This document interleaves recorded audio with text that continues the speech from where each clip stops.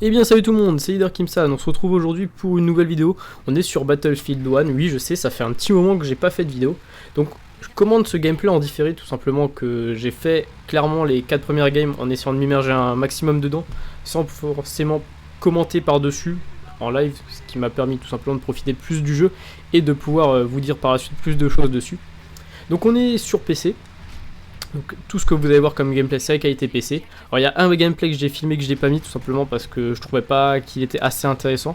Et je vous ai fait tout simplement un condensé de ces 4 parties, donc ça dure à peu près 10 minutes. Voilà. Donc déjà comment est-ce que je me suis retrouvé sur la bêta de Battlefield 1, c'est tout simplement Flo qui m'a dit qu'il était en train de la télécharger sur console. Donc je me suis empressé d'aller voir si je pouvais le faire également sur PC et puis en fin de compte j'ai réussi et puis voilà. Voilà les 4 gameplays qui ont été pondus directement de cet après-midi. Donc c'est les 4 premières games que j'ai fait. Donc mon niveau est pas forcément énorme, parce que j'ai beaucoup campé Rainbow Six en ce moment. Et voilà. Donc, on va tout simplement déjà parler du gameplay. Donc j'ai fait 4 gameplays à ce niveau-là. Vous allez voir un gameplay au sniper, un gameplay au fusil d'assaut, spécialité assaut, et un gameplay médic. Alors j'ai pas mis le gameplay support tout simplement, je trouvais que c'était pas intéressant et je trouve que le support est extrêmement dur à jouer, mais je reviendrai un petit peu plus tard de tout ce qui est armes et classes dans la vidéo. Maintenant je vais un petit peu plus vous parler tout simplement de l'environnement, des mécaniques que j'ai pu déjà voir. Au niveau de l'environnement, donc bon, c'est une bêta, on m'a pu tester qu'une seule map. Mais cette map déjà elle envoie du pâté parce que l'environnement, comme sur tous les Battlefield, est destructible. Ils n'ont pas poussé la destruction trop à l'extrême comme dans Battlefield je sais plus si c'est le 3 ou si c'est le 4, parce que j'ai pas beaucoup joué en fait justement à ces deux Battlefield. Il y a un des deux, la destruction c'était totalement abusé. Mais clairement la destruction est... C'est pas de l'extrême, c'est assez réaliste on va dire. Ça se détruit quand ça doit se détruire, et pas n'importe comment. Et clairement, cet environnement il est vachement riche. Déjà, j'ai pu voir sur cette map, donc on a eu le beau temps, le brouillard et la tempête de sable. Et je peux vous dire, le brouillard, vous voyez rien déjà quand il y a un bon brouillard, mais la tempête de sable à 2 mètres devant vous, vous pouvez pas voir l'ennemi. Et ça rajoute vraiment une touche au gameplay, ça rajoute du réalisme. Et c'est super intéressant puisque tout simplement, on aura des parties qui vont pas se dérouler de la même manière au niveau climatique, hein, tout simplement. Et ça rajoute du réalisme. Après, il y a également d'autres... On va appeler ça des événements, hein, parce que ça se produit pas toutes les parties. Il y a l'événement dans cette map justement du train. Donc on a la possibilité de conduire un train qui fait le tour de la map. Alors j'ai pas pu filmer de séquence, j'ai pas pu rentrer à l'intérieur tout simplement, parce qu'il était tout le temps plein. Et justement c'est un train blindé avec d'énormes canons, un truc qui vous rase une zone. Donc c'est assez impressionnant. Après également... Pour revenir, enfin, c'est un petit peu à côté de l'environnement, mais ça fait quand même partie de ça. C'est tout ce qui est véhicules. Les véhicules de la Première Guerre mondiale qu'ils ont fait sont juste ouf. On a le gros blindé lourd, le truc avec 10 000 canons, au blindé léger, et la petite Jeep qui embarque quand même quelques canons, on va dire. C'est des véhicules qui sont assez costauds, mais je trouve, contrairement, encore une fois, à Battlefield 4, les véhicules, c'est pas des trucs de ouf. Dans Battlefield 4, vous aviez un mec qui avait un gros véhicule, et était capable de faire ça toute la game. Vous allez pas réussir à le tuer. Dans ce Battlefield, les véhicules ont un moins gros impact en jeu que dans les autres. Et ça, je trouve vraiment que c'est intéressant parce que clairement, je suis pas un joueur véhicule. J'aime vraiment pas être dans les véhicules et ça me fait vraiment chier quand il y a des mecs qui campent les véhicules. Donc, ouais, plutôt content à ce niveau-là. Encore une fois, pour les véhicules, on a le droit à un truc. C'est un truc de malade.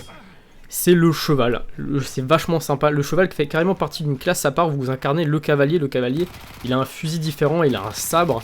C'est très complet, on a vraiment beaucoup de classes pour le coup. Parce que vous allez aussi pouvoir avoir la classe, si je dis pas de bêtises, pour l'aviateur. Donc l'aviateur, les avions, j'en parle même pas, parce que clairement, c'est un truc de grand malade. C'est énorme. Aussi bien en tant que pilote, aussi bien en tant qu'artilleur à l'arrière. J'ai souvent fait artilleur parce que je sais pas trop bien piloter. Je peux vous dire, ça envoie du pâté. Donc, par contre, je commande vraiment pas mon gameplay, hein, je l'ai pas devant les yeux, donc désolé si ce que je raconte a pas forcément de rapport avec ce que vous voyez. Ce qu'il faut savoir aussi, c'est que par la suite, je vais probablement sortir une vidéo en live, hein, pour que vous ayez toutes les réactions et que je puisse expliquer aussi des choses en même temps. Maintenant, on va un petit peu plus parler justement des classes et des armes. Si j'aurais des choses qui me reviennent sur environnement, je le dirai après ça. Or, au niveau des classes, on a toujours nos 4 classes habituelles, donc assaut, médic, support et le dernier c'est, je ne sais plus, c'est la mitrailleuse lourde, de trucs que j'ai pas utilisé, à moins que... Ouais bon, je me rappelle plus exactement des noms des classes, j'arrive jamais à les retenir.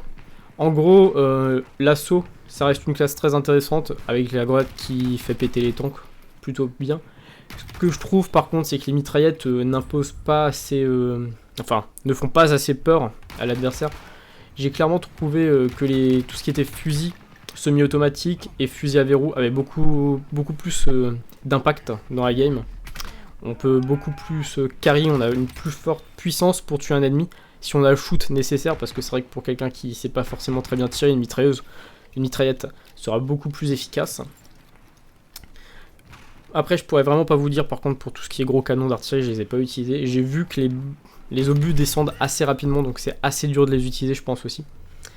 Maintenant, pour médic. Alors, j'ai trouvé vraiment que la classe médic est une classe très intéressante, alors, parce qu'on a droit à des fusils, justement, des semi-automatiques, qui ont une très forte puissance. En quelques balles, vous tuez un ennemi, contrairement à la mitrailleuse, il faut quand même y aller.